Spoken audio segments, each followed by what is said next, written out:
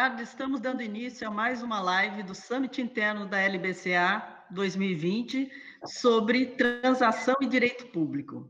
Sou a Santa Maria, gerente de conteúdo da LBCA, e vou mediar esse encontro que reúne Yunque Lee, sócio fundador da LBCA, presidente da Octa São Paulo, membro efetivo da Comissão Especial de Relações Internacionais da OAB de São Paulo e diretor tesoureiro do Instituto do Capitalismo Humanista, e também um especialista em direito tributário.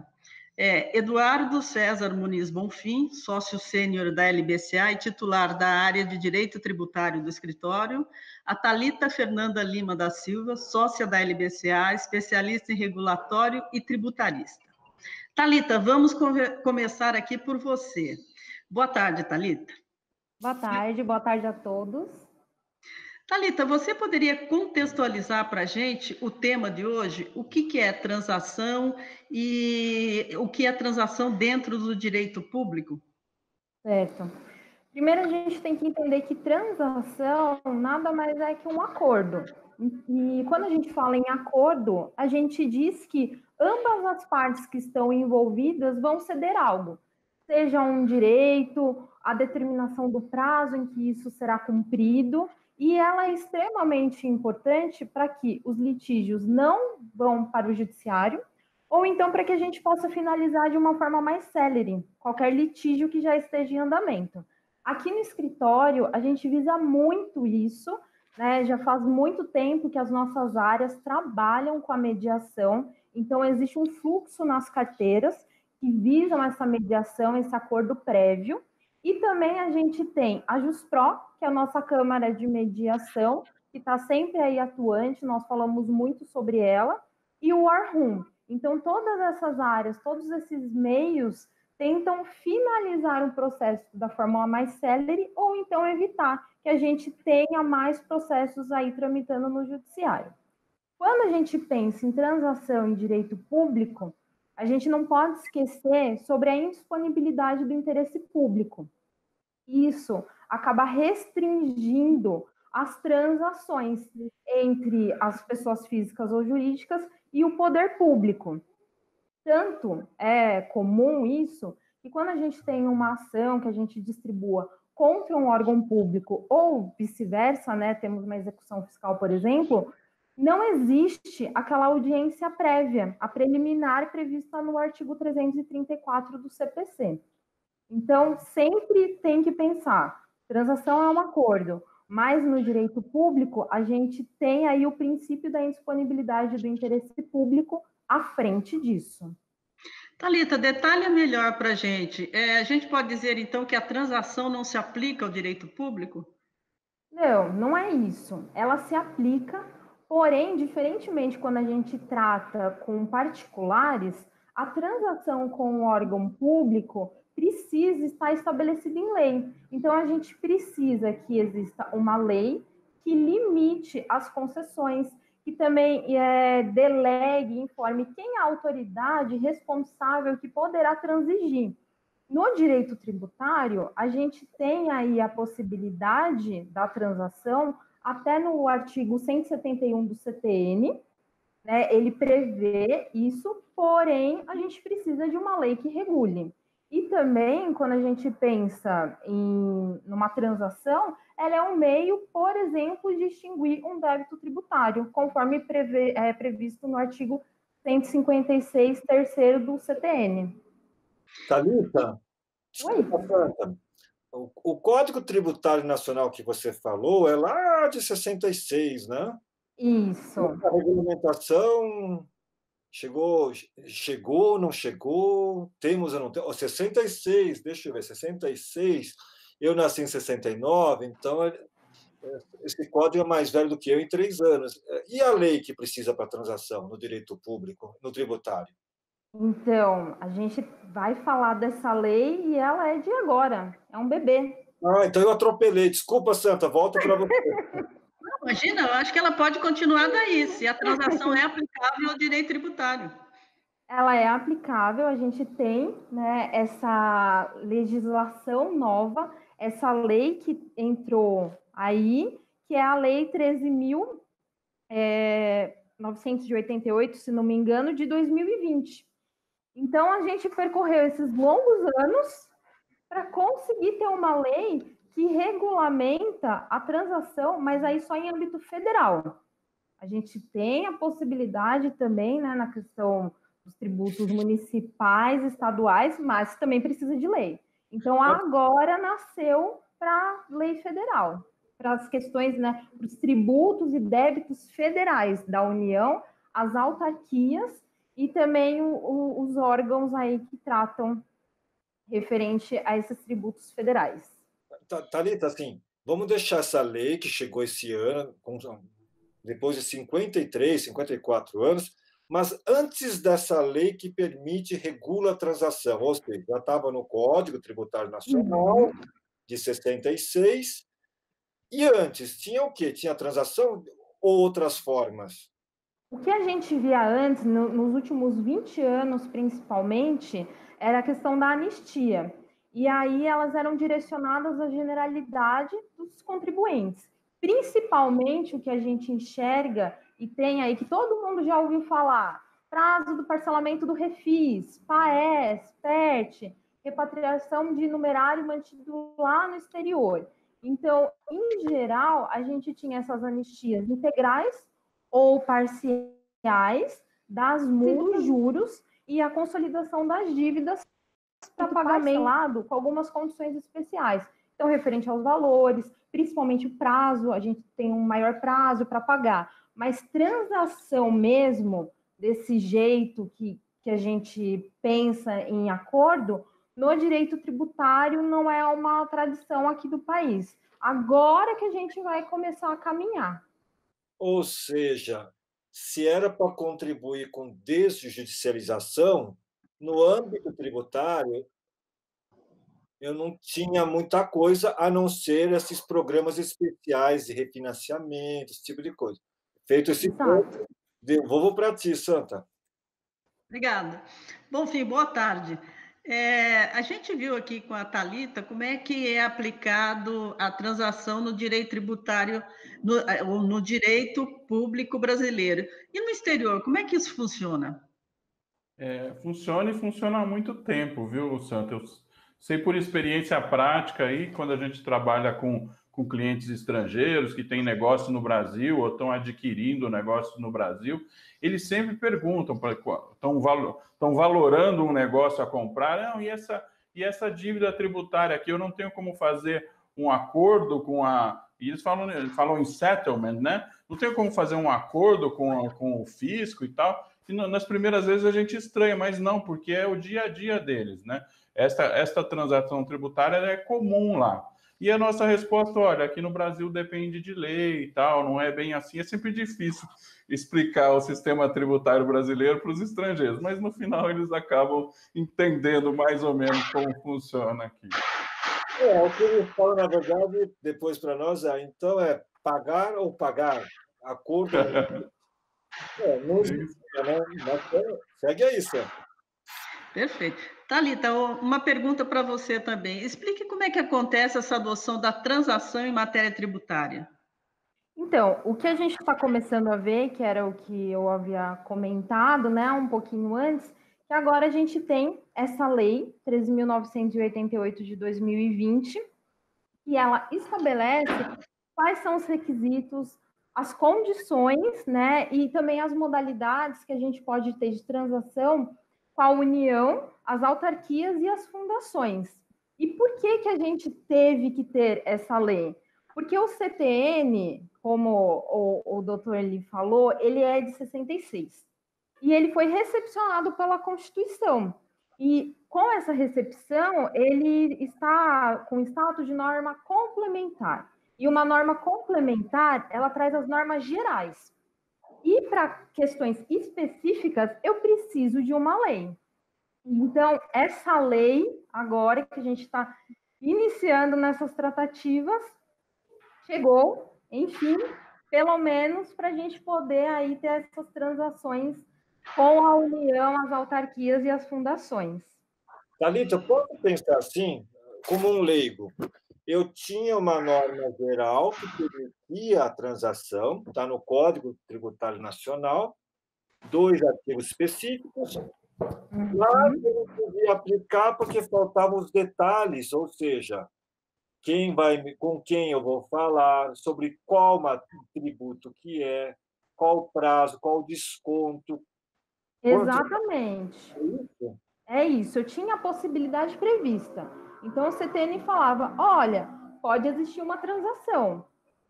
Só que como que eu vou fazer essa transação? Né? De novo, a gente está falando do poder público, então a gente não pode dispor de qualquer forma, o procurador chega lá e fala, para você, contribuinte, gostei, vou te dar 50% de desconto.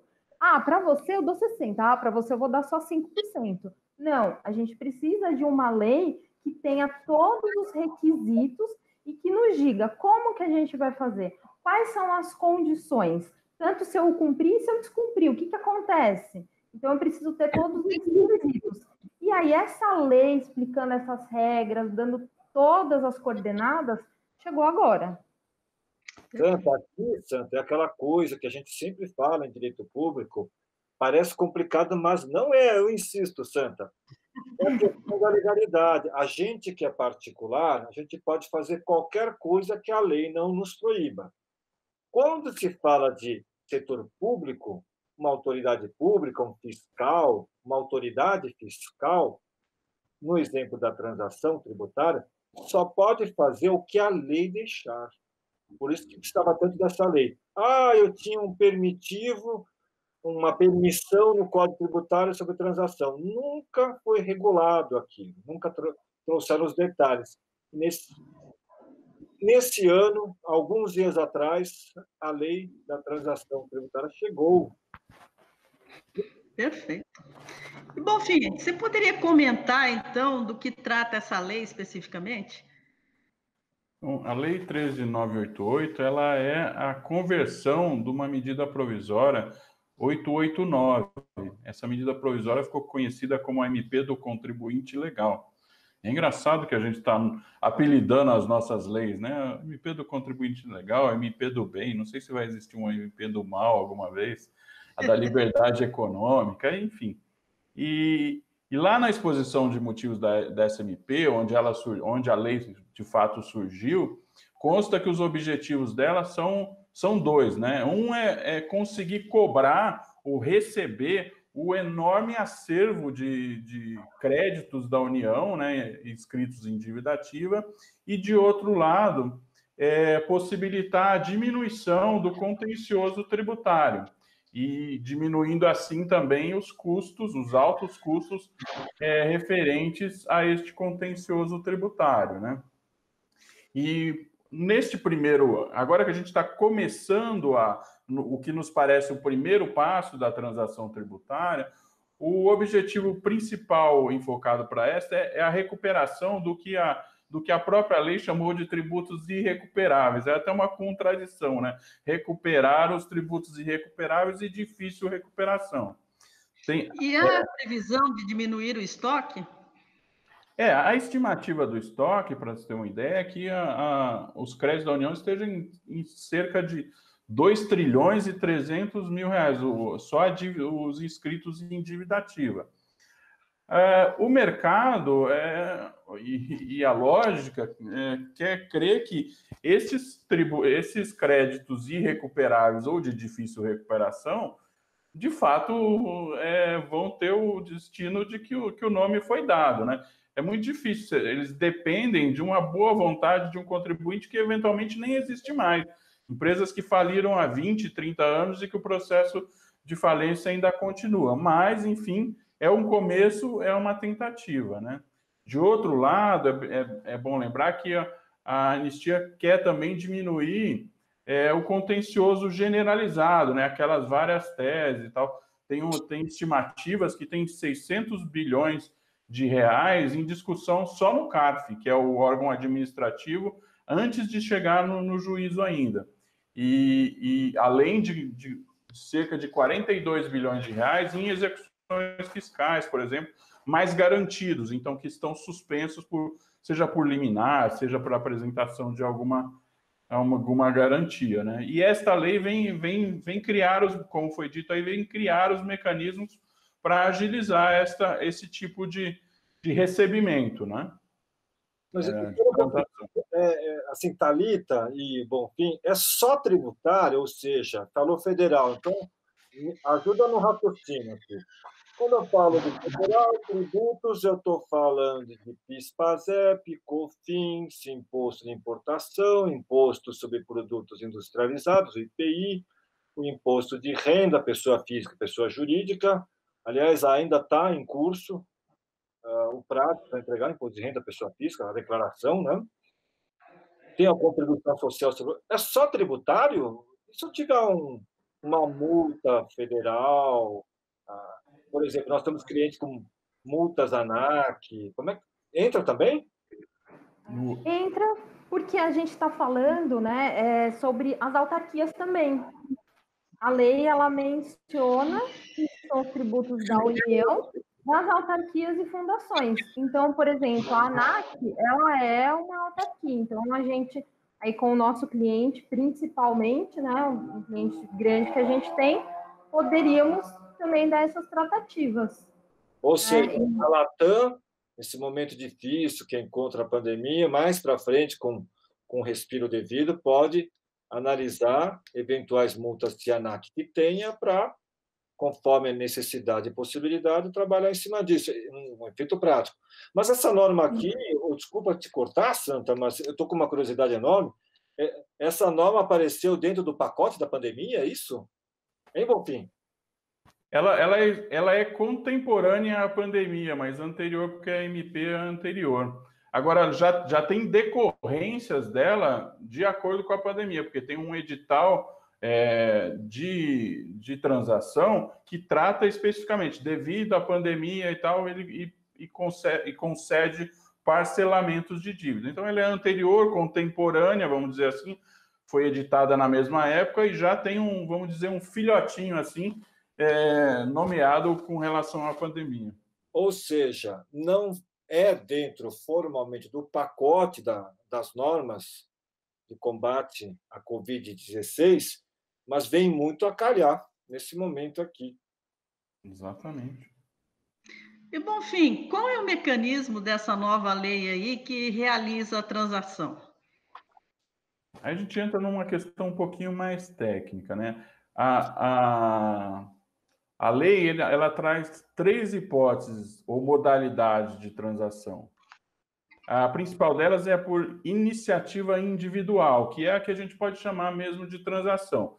Seja por iniciativa do contribuinte, seja por iniciativa da Procuradoria, né? E da Procuradoria só atinge débitos inscritos em dívida ativa. Os outros 2 modalidades são por adesão. Como é que funciona por adesão? A Fazenda vai publicar editais dizendo quais são as circunstâncias em que ela vai conceder e que benefícios vai.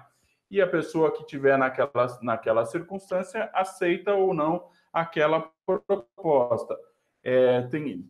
Por adesão tem 2 submodalidades, vamos dizer assim. Uma com relação ao contencioso tributário generalizado e outra especificamente relacionadas a dívidas do contencioso de pequeno valor, ou seja, até nos termos da lei, até 60 salários mínimos. Ou vamos dizer que se eu, pessoa física ou jurídica, eu posso, em regra geral, claro que eu tenho que ver se é cabível ou não, mas eu posso chegar e fazer uma proposta com base nessa lei de uma transação tributária? Sim, é uma das possibilidades. Principalmente se a sua dívida está garantida, né? Mas o nosso departamento lá, com a ajuda do Eduardo Ostiar e do Marco Jeff, já inclusive entrou em contato com uma pessoa física que a gente assessora. Olha, surgiu aqui uma oportunidade de parcelamento em até 142 vezes, um edital assim, a pessoa se mostrou bastante interessada. Então, a gente já está trabalhando. 142, hoje, normalmente, se não pensar em transação, quantas parcelas são? O parcelamento ordinário da Receita Federal, em geral, são 60 meses, né? Então, 142 é mais que o dobro. Nossa, Santa, é mais do que o dobro, ou seja, em vez de pagar só em 60 meses, vamos anualizar isso, nós estamos falando de 5 anos, eu estou falando de uns 12, 13 anos, ou seja, A perder de vista. Essa expressão da nossa época, hein, Santa? É do baú essa. E, bom, fim, além da questão do parcelamento, que outros benefícios podem vir da transação? Então, a transação, esta lei trata os tetos, né, os limites máximos. Então, ela prevê que, em geral, que você pode haver reduções de até 50% do valor dos débitos. Isso pode ser até de 70% no caso de pessoa física, de microempresa, empresa de pequeno porte, né? E essa redução onde que é? Nos juros, na correção monetária, enfim, nas multas e nos encargos.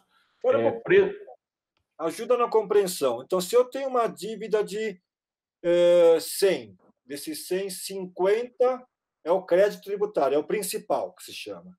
Aí o restante 50 é multa, juros, sei lá o que mais, correção monetária, etc. Tal. Então, pela transação, o máximo que pode me chegar, eu não sou uma empresa de pequeno porte, nem sou microempresa, nem pessoa física, sou uma pessoa jurídica média grande. O meu desconto de 50% não dá para passar do limite dos juros, multa e outros encargos, é isso?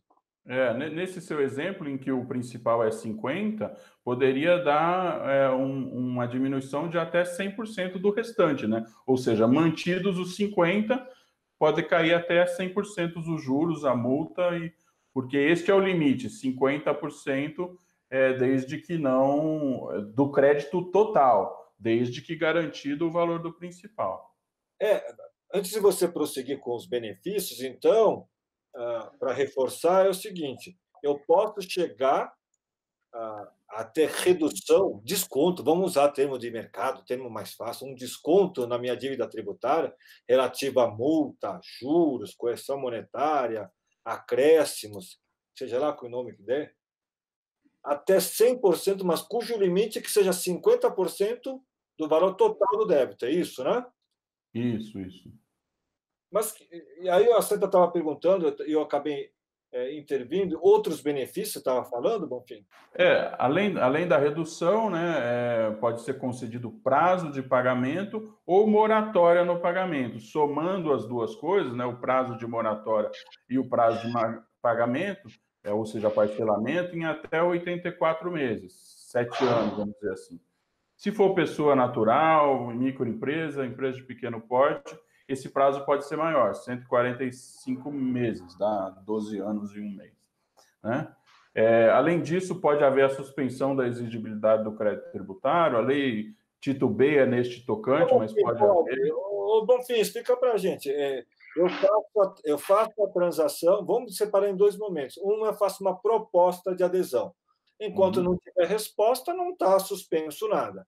Mas pode ser que eles entendam que naquele momento, enquanto está apreciando, eles que eu digo, o Poder Público Federal, não vou dar sequência nas coisas, ou seja, os efeitos. Mas depois que a transação foi fechada, não é automática a suspensão da exigibilidade?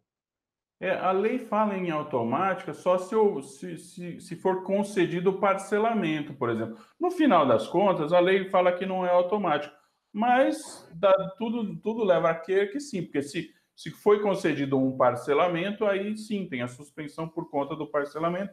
E a própria lei excepciona esta lei da transação. Então, no final das contas, uma vez concedido a transação, podemos colocar como regra que haverá a suspensão da exigibilidade.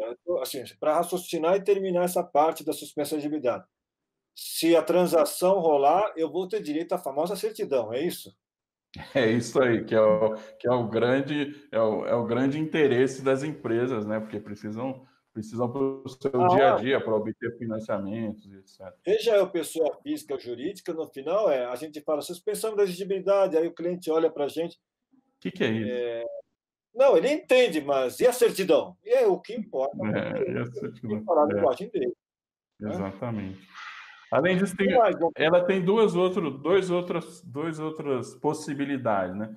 Um é a flexibilização no tocante às garantias do débito, seja para apresentação, seja para substituição. Eventualmente, se eu fizer uma proposta de vender um imóvel que está penhorado hoje pela União, etc., isso pode ser conseguido com mais facilidade para eu vender o imóvel e pagar a dívida, por exemplo, coisas deste tipo. Ou seja, flexibilidade na apresentação e na substituição de garantia. Recapitulando, quando é processo administrativo, não precisei dar garantia nenhuma, porque suspende a exigibilidade e, na prática, sai a certidão normalmente. Se eu tenho uma execução fiscal, ou seja, uma ação judicial de cobrança forçada pelo fisco federal contra a minha empresa, contra a minha pessoa, para que aquilo lá não dê nenhum efeito, ou seja, não impeça a minha certidão, eu posso ter depositado um dinheiro para cobrir, dado um imóvel em garantia. Então, pela transação, se tiver um dinheiro, eu posso negociar para jogar o meu dinheiro para o meu caixa, para nesse momento tão difícil, por exemplo, e oferecer uma outra garantia, é isso? É uma possibilidade, sim. A flexibilidade nas garantias, né? Na substituição das garantias. E não temos mais nenhum benefício agora? A lei também prevê uma coisa muito importante aqui, que pode servir de um alento para as empresas, que é a utilização de créditos contra a União para compensação, os famosos precatórios. A lei prevê isso, mas a portaria que regulamentou a lei também prevê a utilização de precatórios adquiridos de terceiros, né, que em geral são adquiridos no mercado aí com algum deságio. O que é esse precatório aí? Eu e a Santa queremos saber. Explica melhor. Precatório. Não, veja. Eu estou devendo dinheiro para o Fisco Federal aqui, meu caixa não quero mexer. O que é o precatório aqui? Precatório é o seu título que coloca, se a União, se o poder público tem uma dívida para pagar para você, que você conseguiu judicialmente, por exemplo, você coloca aquilo na fila. Isso é um documento que coloca a sua dívida na fila para pagamento. E isso demora um tempo para ser pago. Então, com este documento, você faz dinheiro disso antes do efetivo pagamento. Este crédito lá reconhecido judicialmente, que está na fila para pagamento, chamado precatório, você utiliza ele para compensar, já que você deve para a União. A União deve para você, você quita a dívida com ele. Eu quero... Bonfim, no caso... Santa, deixa eu colorir um pouco mais para o pessoal entender. Eu movi uma ação judicial contra a União. Eu vou dar um exemplo. Desapropriaram minhas terras todas, me pagaram um valor, eu não achei aquele valor justo, entrei com uma ação judicial, e depois de 20 anos eu ganhei essa ação judicial, eu ganhei aquele título judicial, e ela vai para a fila de pagamentos. É isso que chama precatório, é isso, Bonfim? Exatamente. Então, beleza, espera um pouquinho, mas acabou a ação judicial, tenho o título, entrei na fila do precatório, não vou receber de cara, tem uma ordem de pagamento de precatório, com toda uma prioridade. Posso pegar esse título, tá? Vender para alguém, que é o que é chamado mercado de precatório, né, de terceiro, e esse precatório de terceiro que eu comprei, pode ser colocado, é isso? Também. Ou se você tiver o precatório próprio, ou se o que você comprar de terceiro. Exatamente. Bom, você vai explicar essa parte precatório, terceiro, tem um pouco mais para frente aí, a Santa vai seguindo, mas a gente volta aí, porque isso pode ser muito interessante, porque normalmente eu consigo um deságio do precatório, né? É isso mesmo. Então, Bonfim, esse precatório, esse título judicial aí, que não cabe mais recurso, ou seja, o poder público deve para o contribuinte, eles suspenderam agora o pagamento dos precatórios, e está dando uma certa polêmica isso aí. Nesse caso, continua válida essa negociação com o precatório ou o cenário muda? Não, continua válido. Suspenderam a fila de pagamentos, mas a possibilidade de utilizar um crédito seu ou um crédito de terceiro que você adquiriu para o pagamento não está suspenso, não. Está previsto na lei e pode ser utilizado. Ou seja, se você está na fila para receber, não vão te pagar, tá? É isso que bom. Usar como crédito para bater é possível. É isso, Bonfim? É isso. Então, a pessoa pode ficar bastante interessada em vender aquele crédito, né? E, obviamente, leis de mercado, se você vai demorar muito tempo para receber aquilo vale menos a valor de mercado hoje e você oferece, vai comprar com deságio aquilo, no final das contas você está pagando menos do seu débito tributário, porque você pagou menos neste título, né? E quitando mais com menos. Perfeito. E, Bonfim, ainda falando da lei da transação, os descontos no caso de transação por iniciativa individual se aplica a todos os casos? Por hora, a lei está limitando aos tais créditos irrecuperáveis ou de difícil recuperação. Ainda não está aberto para todos, mas é possível o oferecimento de descontos nas outras modalidades, nas modalidades por adesão. E quem é que classifica essa recuperabilidade dos créditos? A lei classifica umas poucas hipóteses, no restante é a Procuradoria ou os órgãos da administração. E como que eles fazem isso?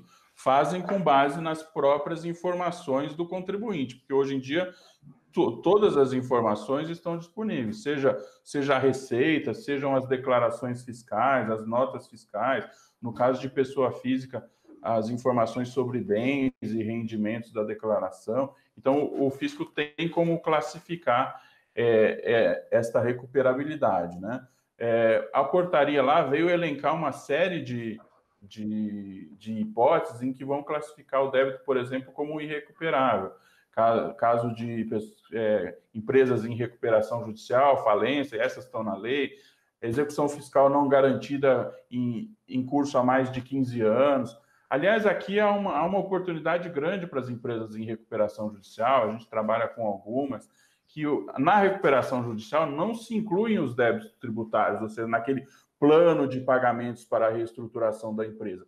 Por meio de acordo de transações tributárias, pode ser feito este plano para equalizar a dívida tributária da empresa. Mas, em recuperação judicial, que você acabou de falar, o desconto máximo é de 50%, né? Ou seja, em recuperação, se for até 50%, a parte tributária pode ser interessante. Enfim, isso a gente vai ter que ver, fazer muita conta. Pelo menos um caminho para o tributário na transação apareceu. Exatamente. Thalita, a lei de transação tributária se aplica aos débitos do Simples Nacional também? Não. Conforme a lei, não aplica. Não dá para aplicar porque a gente está falando de uma questão que envolve tributo estadual e municipal, né? Quando a gente diz sobre o Simples.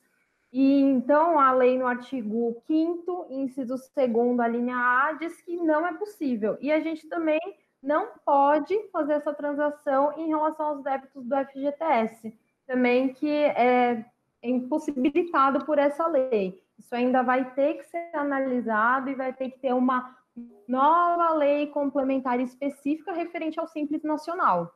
Então, a gente precisa de mais uma lei para regulamentar essas possibilidades aí, em razão dessa diversidade de tributos envolvidos dentro do Simples. Então, para compreender, para o Simples não dá transação, porque além dos tributos federais, tem tributos estaduais, municipais, ou seja, os estados e municípios são aderir. FGTS também não dá transação, precisa de lei específica, porque fundo aqui seria, na verdade, não é do dever, não era um recurso do devedor, era de terceiro. Vai ter que resolver essa questão, né? Até podendo falar em apropriação em débito, esse tipo de coisa. É isso, Santa. Acho que ficou claro porque os dois ficaram fora, né? Thalita, ainda continuando aqui com a nossa lei de transação tributária, ela inclui, geralmente, condicionantes previstos nas anistias passadas? Sim, ela prevê não só a desistência das ações e das defesas, né, incluídas lá na anistia, mas também a renúncia à discussão futura da matéria, para com essa questão de equalização das demandas judiciais repetitivas ou do contencioso tributário. Então, o que acontece? Se a empresa ela adere a essa transação em determinada tese, e aí a gente está falando na situação por adesão, ela não vai poder alegar essa situação em relação a fatos jurídicos posteriores. Então, ela não vai poder discutir aquilo que ela já tinha aceitado numa transação aí com o poder público. E também a gente tem explícito, como nos programas de anistia passados, que a celebração de anistia e da transação, ela não autoriza a restituição ou a compensação dos valores pagos no passado. Perfeito. Voltando para o Bonfim, então. Bonfim, a MP 899 continha regras de que não incluíam multas agravadas nas propostas de transação tributária. Essas multas continuam de fora? Essa foi uma boa coisa que aconteceu na conversão, né? De fato, aquelas multas agravadas, a multa em geral, as multas tributárias em geral, no federal são de 75%. Mas nos casos de dolo, fraude, simulação, ou que o fisco acha que houve dolo, fraude ou simulação, elas podem ir até 150% e às vezes 225%. Então, na redação da MP, estava excluída essas multas da transação. Mas com a conversão, não. Só ficou de fora as multas especificamente de natureza penal. Então, essas estão incluídas na possibilidade de transação com a redação da lei. Então, multa agravada, pelo que você está falando, Bonfim, para a gente conseguir fixar bem, é aquela multa que é aplicada pela fiscalização, porque, por exemplo, viu dolo na sua prática. Então, por exemplo, eu não lancei nos meus livros fiscais, na minha contabilidade, ou alterei dado, não coloquei. Nesses casos, aplica uma multa agravada, ou seja, um percentual mais pesado pela conduta dolosa. É isso que é multa agravada, João? Exatamente. Ela muitas vezes é dobrada e, às vezes, ainda mais se o fisco disser ou comprovar que não foram fornecidas as informações que ele pediu ao contribuinte. Então, isso pode gerar multas de até 225% do valor do imposto. Então, agora, pela lei, não pela MP, essas multas também podem ser objeto da transação? Podem sim, agora podem. Na redação da MP, não. Mas tem uma parte que você falou da parte penal que está fora, você não quer explicar um pouquinho melhor? Não, aí são as multas não de natureza tributária mesmo, né? As multas que, por exemplo, num crime de sonegação, alguma coisa assim, for imposta uma multa, a pena de multa, essas aí não se aplicam. Agora, os débitos tributários, sim. Todas as multas tributárias, não há mais exceção. E, Bonfim, há outras iniciativas no sentido de transação tributária atualmente em vigor? Olha, o que a gente tinha no passado, no passado recente, né, em 2018, era algo parecido, que é a regulamentação feita pela Procuradoria-Geral da Fazenda Nacional do negócio jurídico processual, que veio lá do novo CPC, né? Eu não sei até quando a gente vai chamar o CPC de novo, mas que veio desta possibilidade, que as partes poderiam negociar prazos de cumprimento e formas de cumprimento de uma obrigação estabelecer no processo, né? Então, a Procuradoria já tinha, e ainda tem uma regulamentação nesse sentido, sem prever, obviamente, descontos, etc., mas para equalizar o pagamento em parcelas, também garantias. Então, algo bastante próximo ou lateral aí à questão da transação tributária. Tem uma curiosidade aqui, já atropelando de novo a Santa. Quanto tempo eu preciso esperar para tentar uma transação? Aí já está valendo, é isso? Sim, já é possível. Ela, em geral, é feito eletronicamente, através do portal Regularize, né?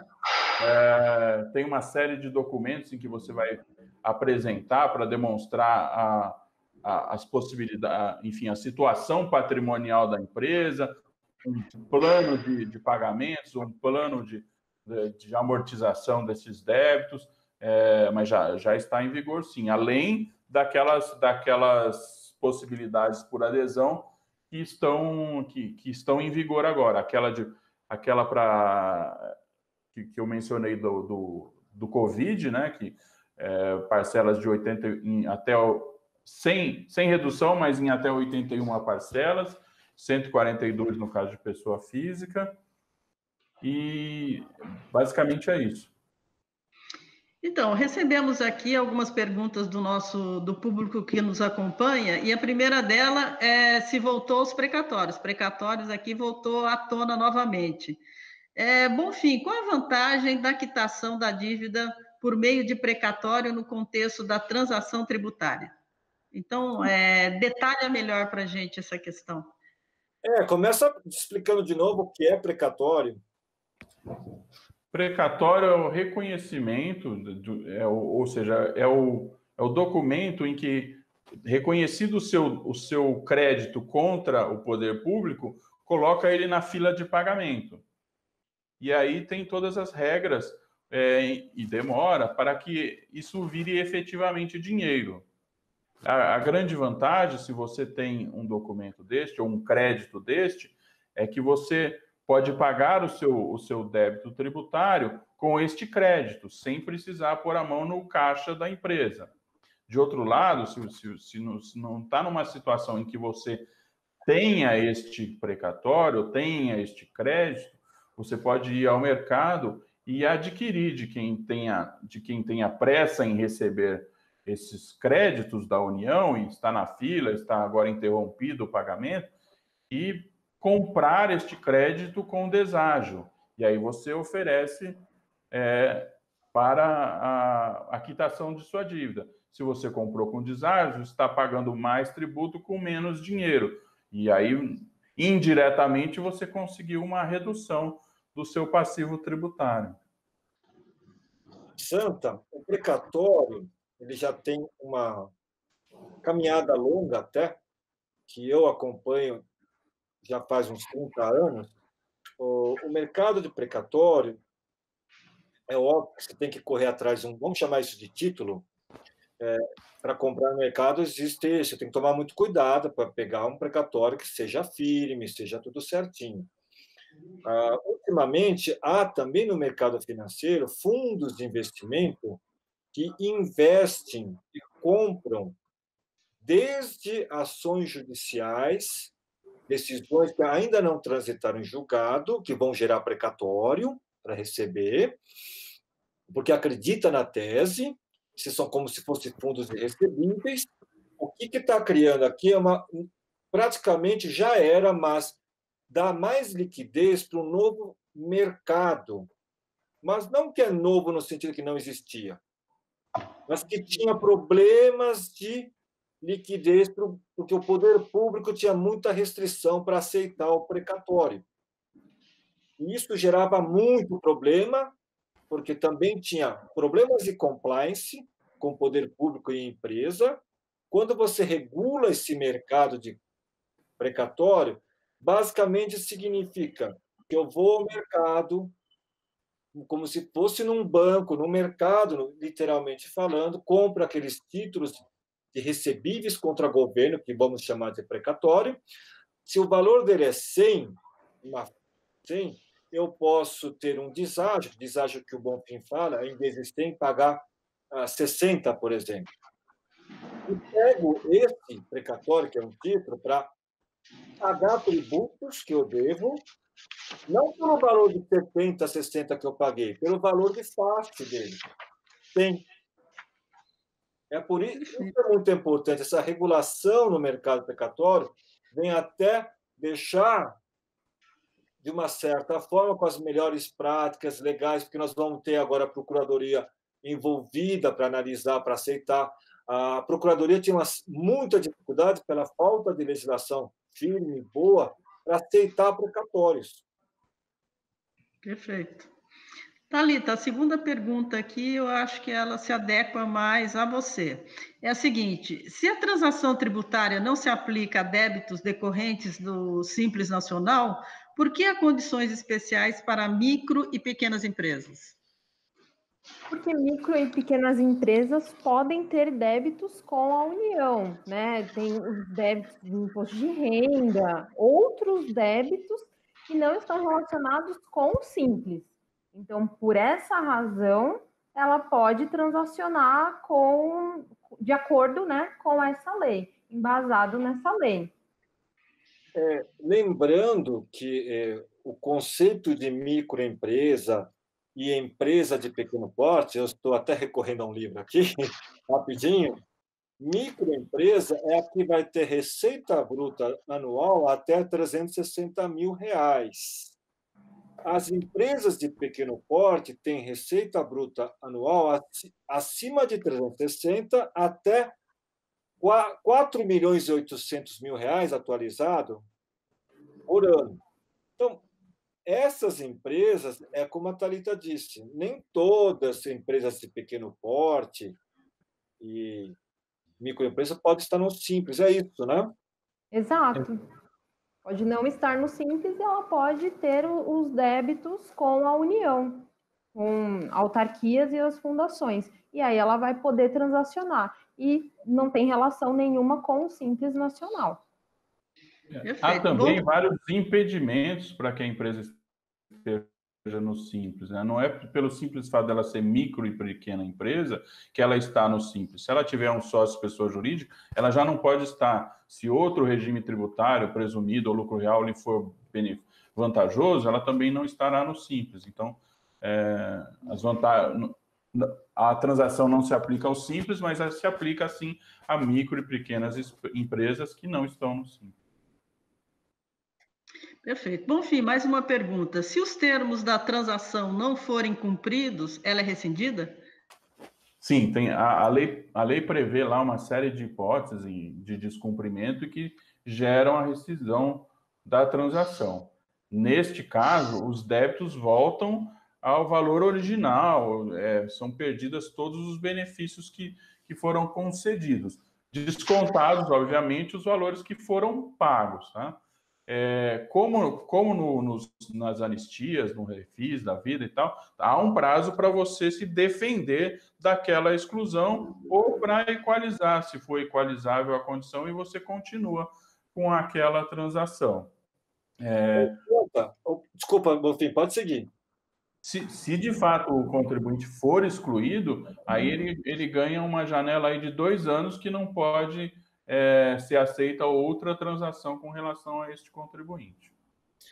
Qualquer discussão entre o contribuinte e o poder público federal em questão de transação, vamos chamar de transação tributária federal, ele se dá por meio de processo administrativo fiscal, com lei regendo o processo administrativo geral ou processo administrativo fiscal específico.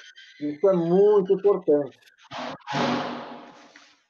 Perfeito. Agora, então, eu passaria para a rodada final, para as considerações finais dos nossos convidados, começando pela Thalita. Mais algo que você gostaria de acrescentar, Thalita? Não, eu gostaria de agradecer a participação, a oportunidade, convidar a todos para estudar um pouco mais aí do direito tributário, pensar nessas possibilidades, até para a gente oferecer aí como produtos, né, porque é algo importante ainda mais nesse momento. Então, com certeza é algo que vai ajudar muito as empresas e o caixa, e a gente ter um fôlego aí na nossa economia. Bom, Fih, você teria mais algum detalhe a acrescentar? Eu acho que a transação veio a mudar o aspecto dessas benesses, vamos dizer assim, que o poder público vinha trazendo, né? Refis, etc. Principalmente para não depender mais de lei, e sim do executivo. O executivo pode agora, sem precisar da caneta de lei ou de MP, propor essas medidas, né, de alívio aí para as empresas, ou de desconto e de transação. Eu acho que esta é a cara do que começa a aparecer aí a transação em matéria tributária. Junquili, suas considerações finais? Ia fazer a pergunta para os dois, mas não vai dar tempo, então eu vou matar aqui. Só para lembrar que, junto com pessoa natural, pessoa física, microempresa, empresa de pequeno porte, com tratamento favorecido que tem que ter, porque a Constituição manda dessa forma, com redução que pode chegar a 70%, prazo de parcelamento de 145 meses. Também nós temos aí as instituições de ensino, as Santa Casas, cooperativas e as sociedades civis. Esse é o ponto que eu queria colocar antes de encerrar. E o outro ponto é quando uma empresa de pequeno porte ou, de qualquer forma, contencioso administrativo, ou seja, você tem uma dívida com o fisco, tá? Travando uma batalha nas esferas administrativas, esse valor é até 60 salários mínimos, é considerado pequeno valor. Então, tem um tratamento mais especial, tem uma mudança em relação a como é que vai ser o julgado dele, o CARF, esse tipo de coisa toda. No final das contas, a transação tributária vai ajudar na desjudicialização, com esta lei, vai dar mais dinâmica às autoridades públicas federais para buscar composição. A prática vai mostrar que, no começo, eles vão estar duros, rigorosos, porque dá receio. Então, vai dar uma dinâmica muito interessante e tem muita coisa para trabalhar. E o precatório volta a ganhar uma lisura, ganha um tônus muscular forte, uma lisura para prestar bastante atenção. O que era da zona cinzenta, o mercado cinza, como se dizia no mundo da informática, o precatório era muito visto assim. Agora ele passa a ficar mais forte, especialmente nesse ano aqui. Significa que não vamos ter mais programas de parcelamento, etc. Nosso ministro Guedes ele não é muito favorável aos programas de refinanciamento fiscal, esse tipo de coisa, porque ele entende que isso estimula a não pagar. Mas, no momento de pandemia, ele já flexibilizou. Ele era da economia liberal e não keynesiano, ou seja, mas nesse momento ele falou que tem que combater a crise que está aqui. Então, não dá para descartar que não venha nenhum programa especial de parcelamento. Isso não prejudica a transação. Perfeito. Bom, chegamos ao final, então, de mais essa live do Summit Interno da LBCA e agradecemos a todos que nos acompanharam até aqui e aos nossos debatedores, Junquili, Eduardo Bonfim e Thalita Silva. E antes de encerrar, eu quero lembrar que teremos 2 lives amanhã importantes no Summit Interno. Às 9 horas, tutela da privacidade na internet, com os sócios Caio Tenório e Paulo Vinícius de Carvalho Soares, e às 16 horas, Fórum Shopping, a escolha da jurisdição mais favorável, com o sócio fundador Solano de Camargo e o nosso consultor, professor Dr. Gustavo Mônaco. Não percam as 2 lives. Obrigada a todos. Tchau, tchau. Então, um abraço. Obrigada, boa tarde.